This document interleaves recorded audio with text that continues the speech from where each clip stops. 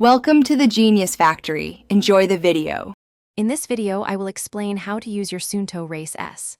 To begin, power on your watch by pressing and holding the upper button until the Suunto logo appears. To power it off, press and hold the middle button, navigate to General, then select Power Off. You can navigate the bright AMOLED display using swipes and taps or by rotating the digital crown.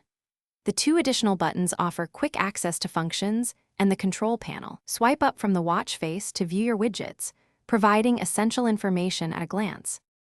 Ready to track your activities? From the watch face, press the upper button to open the workout menu.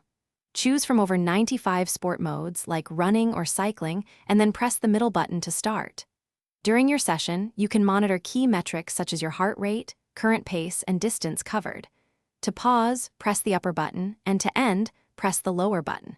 You can also customize each sport mode to show the data most important to you. Beyond basic tracking, the Suunto Race S offers advanced insights.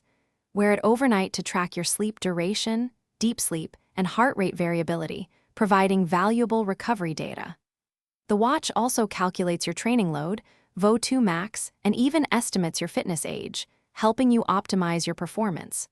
All your activity and recovery data seamlessly syncs with the Suunto app, allowing for in-depth analysis and the creation of new routes for your next adventure. Maintaining your Suunto Race S is simple. Charge it using the dedicated cable. A full charge can provide up to 9 days of battery life in smartwatch mode or 30 hours with continuous GPS tracking. Personalize your experience by selecting from various watch faces and customizing the data displayed on them, known as complications. You can also swap out the standard 22mm straps to match your style. Remember to regularly update your watch's software for the best performance and new functionalities. Thanks for watching. If you found this helpful, don't forget to like and subscribe.